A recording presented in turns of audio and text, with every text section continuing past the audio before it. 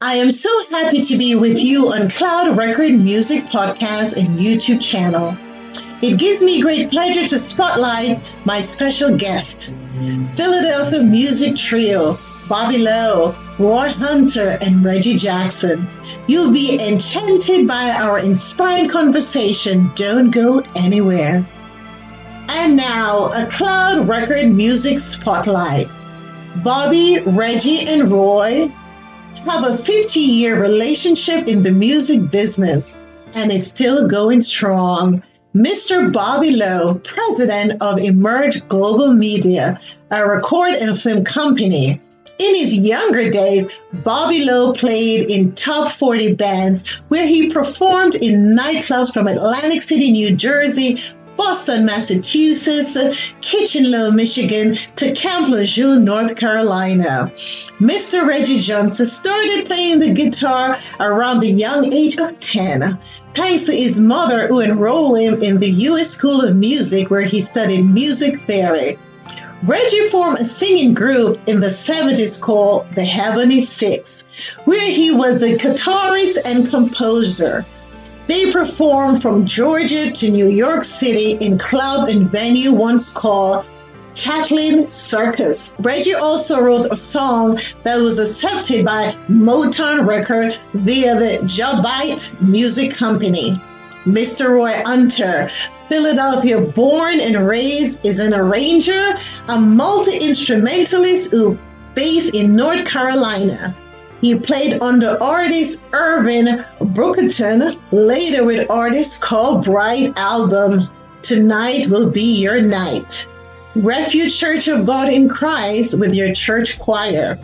Bobby Lowe, The Winans, and Thomas Whitefield. Roy's main instrument is the bass and organ System 56. The Philadelphia music trio repertoire is R&B, jazz, and gospel. Now, I'm excited to have this captivating conversation with Bobby, Roy, and Reggie, who is joining us from their studio in Philadelphia. Hello, gentlemen. Welcome to Cloud Record Music Podcast. These are my friends, and I call them the Philadelphia Music Trio. This is Bobby Lowe in the gray, and then we have Roy Hunter in the pinkish color. And then, of course, we have Reggie Johnson, who is they're all so excellent. These are guys who've been in the business a very, very long time, and they're still in the business. And we're excited to hear about their journey and how the music has changed from the time they started it. So we're going to hear a whole lot of things about their experiences, and maybe we'll also get to find out what kind of project they're working on together. And they're going to share the experiences. We're going to learn a lot from them today. So, gentlemen, welcome to Cloud Record Music Podcast. Thank you. Glad to be on. Glad to be here. Yes. All right. So, I am really excited to have you here for many reasons. But one of the reasons is each of you have been in the business a long time, the music business, right? And you've seen a lot of things changes. So what I want to ask each of you is, how has the music industry changed? And is it for the worse or the better?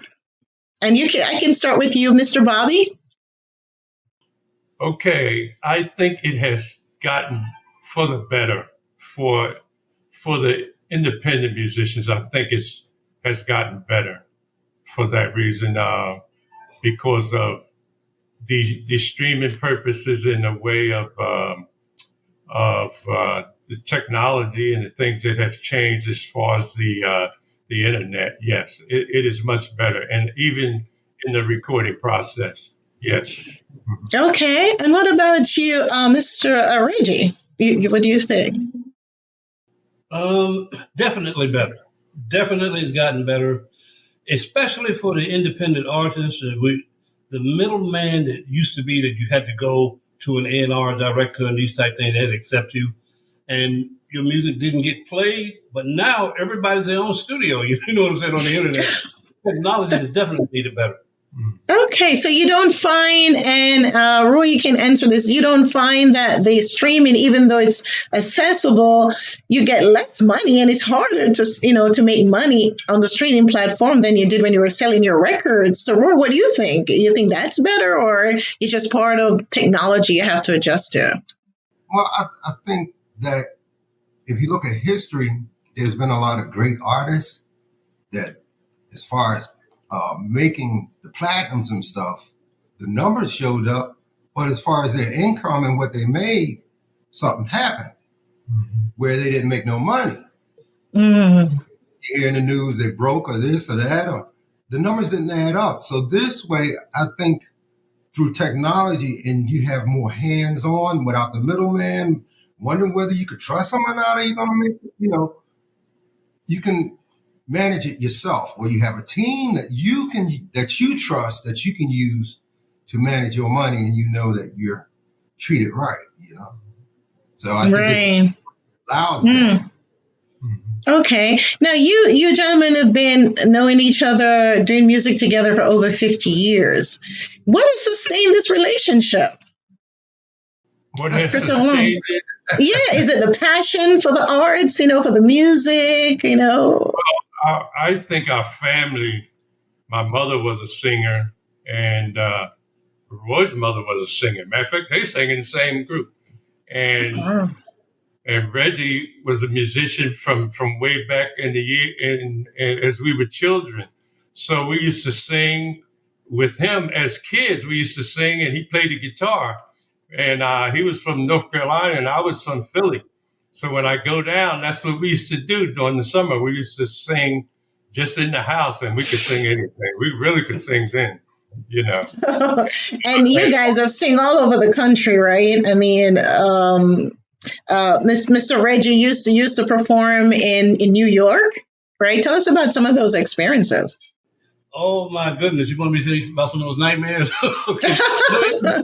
It was really, New York is a unique place. It's very unique. First of all, when you visit New York, you don't have to visit the rest of the world, because all of the world is there. You got every culture, every kind. You might go, 42nd Street and sing to one group, and you go to Avenue Americans, you sing into a total another group, and Brooklyn another group, and the Bronx another group. So wow. Some places you go, the people stay the same. In New York, it's different. So you got to be versatile, and New York teaches you versatility. And I used to be scared of it, but thank God for it. So I think I can handle anything that comes. Yeah. Hey, Roy, when I was looking at your credentials, I was kind of impressed because you were also not only you perform with different top artists, I noticed, but also with different churches. As a matter of fact, one of my favorite church, I saw that you used to be play with their choir. Is that correct? Church, I forgot the name. But I understand that you also play with churches, and you still do, right? That's how me and Bobby started. That's how we started. We started as little kids, believe it or not. And it was a artist named Irving Brockington that really brought us in and groomed us. And as you'll learn that there's a lot of artists that people don't know, but they're pioneers and starting a lot of stuff, not only in Philadelphia, but worldwide, that people to know, because they helped people like me and Bobby and a lot of other artists. Yes. So, yes, we started in church, and it groomed us. And because of that, it's that stuff that they taught us that we want to teach the younger people to get that unique sound that touches our hearts. You know what I mean? Right. So you gentlemen are like a lot of Black, even famous artists, where you start in the church and you take their talent to the secular world. Right. Right. Now, Right. Now, let me ask you a question. The music you played back then, I know it's different today. Were they gospel music, or they were more secular type of music? Bobby? Well, I started in gospel.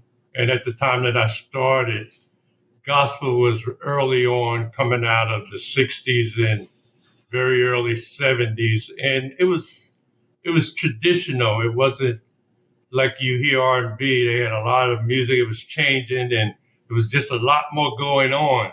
So that kind of drove me towards that. And I ended up in an R&B band. And we ended up doing all the nightclubs, NCO clubs all over the country. And we worked for Uncle Sam for quite a while. And it was a great experience. I'm really glad that I went through that. But it also brings you back. It will bring you back. Your roots will bring you back as well. Yeah. Right. So now the music that you gentlemen more focus on, is it gospel music, or you still do a variety of music other than just gospel? Any one of you. We do a variety of music. I think our niche is not getting stuck in one place. I think we have discovered some things that we always knew about ourselves, but didn't know if the world would accept it. So, and we've started doing it, and we've really been getting some good feedback from those type of songs that we do. And, okay. And that would cover country. That would cover gospel. That would cover love songs. Things, inspirational music mostly. Is what we do. Yeah. Right. Well, there's several things I love about this group. One is you're not only people that does music or write music, but some of you have books. You're entrepreneur. You have different type of businesses. You want to talk about some of those things? And Reggie, I'll start with you. What are some of the things you do other than music? Well, other than music, first of all, we are Emerge Global Media, which is we do records and songs proudly, but we have a lot of other things going on. We also do film. I know by now everybody should have heard of the bad 1921 Tulsa experience that Washington named Black Wall Street. Long before that used to be taboo. You couldn't talk about it. They didn't put it on the regular news, but I had the distinct pleasure of going out to Tulsa, Oklahoma, going to school there. And I worked for a black newspaper. I went to a restaurant that used to have free coffee, and a student who ain't got no money. So you always go get something free. So I used to go there every morning to get to school. And these old people were in there talking about a bombing. Now, I was working at the newspaper, so I'm like, oh, there's bombing. When did it happen? And they looked at me like I was the stupidest person on earth. They said, you don't know? I said, no, what? They said, we were bombed. The United States bombed us. I'm like, the only bombing I know is Pearl Harbor. What are you talking about? And so from there, they said, I know I was a journalist. They said, someday you write about it, but right now it's taboo. The people in Tulsa were scared to death. They didn't want nobody to talk about it. Yeah. Wow. And so we came up, and we're global, bringing it up to the date now with Emerge Global Media. Some of those writings that I had from back then, we turned them into scripts. That's one of the projects that we were working on. And Bobby wrote a tremendous score to. Maybe he'll play that for you today. It's called Tulsa, Oklahoma, and it talks about the tragedies that went on, and his music kind of. Wow, I'd love to hear that. It's amazing because I had no idea you were that closely connected to that part of our history that most people are just learning about. Yes. That is quite impressive. As long as I've known you, gentlemen, I had no idea. This is why I love to talk to people that are older than I am, because your experiences are so powerful and the story that you can tell. Now, Roy, you play different instrument. What is the one that you love the most, and why do you like that particular instrument that you love? Well, I play organ and bass, but I enjoy both of them because they both bring different things to the table. And it's basically whatever the artists need of them too, that's what I try to work with. But both of them are enjoyable, But the thing about church, I know people always wondering why, you hear of church. Church music is the only music that has a variety of all styles that can possibly be in one song. So then when you go to other areas of music, you're familiar with it because it may have been a piece from a gospel song that has that root. And most of your artists have started from church. Wow, which explain why they're so once they leave the church and go into the secular world, they just blow out because it's just like whatever is birthed in them at church, they give it to the world. Unfortunately, sometimes they turn away from what they have grown to, but that's the power of the church. Um, Mr. Bobby, what are some of the other things that you do outside of, just writing music or playing music? I know you have a business. Well, yeah, I have a hardwood floor business actually that I've been doing for the last 24 years now. Mm-hmm. And, I'm kind of trying to wean away from it as I get older. So I've been working more this way musically to wean out of it. So, Mm-hmm. some things you just don't jump into. You just start to kind of gradually work your way out of and try to, produce an income another way before you jump out of something else. So I I hear think you. that's the one of the best ways of doing it without just jumping in, and then it's a great sacrifice either way. But jumping in, can be a great hardship if you don't be careful. Oh boy, that is true. We know that. A matter of fact, this historian was on uh, my season one. By the way, we thank you so much, gentlemen, because you're part of our season two podcast. So I'm excited to have you. But he told us, he said, unless you have the finances, you'd have to work 1, 2 jobs while you're trying to build your music business. And I know that for sure because that's exactly what I have to do. It is very hard. Yeah, just to get the doors open for you. Um, so, are you presently working on any projects together that you want to share with us?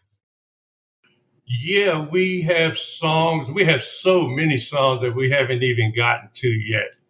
That between me and Reggie and Roy's ideas, we have, I'm trying to think off the top of my head, I Love You, Lord.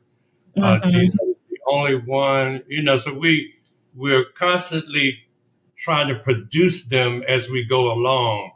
And we're just banging them out. It may take a week and a half to really get it right.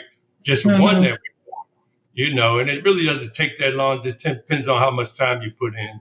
But we work Right. at it. We just try to correct it. If something doesn't sound right, we'll go back over it. So recording is it's a thing of feeling and spirit.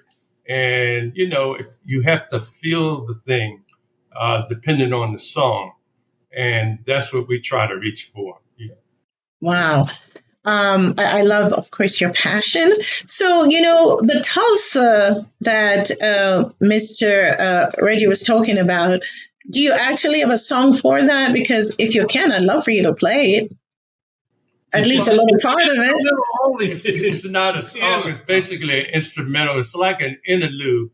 So Okay. as in the movie, the Mm-hmm. interlude is about the graves that's in Tulsa, and as they Mm-hmm. walk, you can say more as they walk through the graveyard. Yeah, when the movie comes on, Mm-hmm. I mean to cut you No, off. no, no. Go ahead.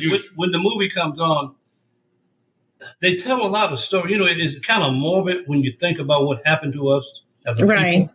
Mm-hmm. And when it comes on, it goes to the actual grave sites in Greenwood that they've long covered over and built highways over and everything. So these people are forgotten, but the song we pan over that area to let you know this is a sacred area. Homes were broken in, families were destroyed, legacies were destroyed. Our people built an entirely beautiful, separate culture because they were disenfranchised from the rest of the Mm-hmm. world. And Yes. people, And then, the story never tells it. wow. The story needs to be told, and that song portrays it. Yeah, Oh wow. So you guys wrote like the song for that. That is yeah. that's just incredible. So I want to just get the audience to get a feel. Would you like to play something, or just so we can get some of I your mean to play it, but I can. uh, Yeah. just not, it don't have to be that score, but anything, just so we can hear, so they can hear some of your gifts.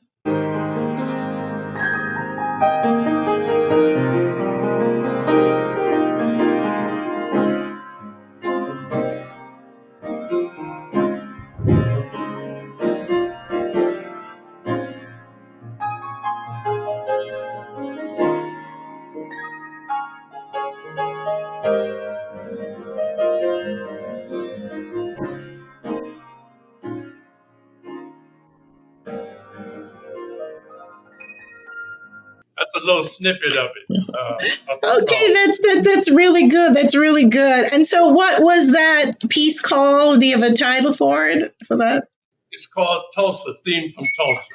Theme from Tulsa. Oh, okay. Yeah. So that's a piece of the team from Tulsa. Okay. From I Tulsa. got you.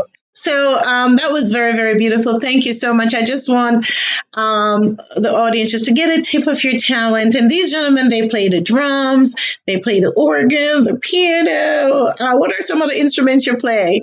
The bass, I think, right? Yeah, Uh, I play the bass as well. Reg plays the bass and guitar and a little bit of keyboard too, I'll say. And Roy, of course, plays the bass very well and piano and organ as well. So oh, we wow. with that kind of versatility, we create a lot of different styles, a lot of different Yeah. sounds. Yeah, yeah. I have to say, there is no substitute for experience. You gentlemen can teach us young people a lot when it comes to making music, writing music, and all the great things that you're doing. So, if someone call you, gentlemen, and say, "Listen, we want you to come and perform at our, I don't know if you do clubs anymore, or maybe a function," do you guys still do that? You still take engagement? I know you're making music behind the scene. Yeah, we will. It depends on the situation and circumstance, but we don't do it much anymore. Roy still plays for the church, and Reg plays for the church. Me, I'm too busy up between here and everything else that I just Mm-hmm. stay pretty much here. But I do on occasion go out and play. Yes. Okay. And just so the audience know, we're actually with Cloud Records working on a Caribbean and a jazz infusion. We put a hold on it because we were talking about the challenges when it comes to financing these projects, which are very expensive.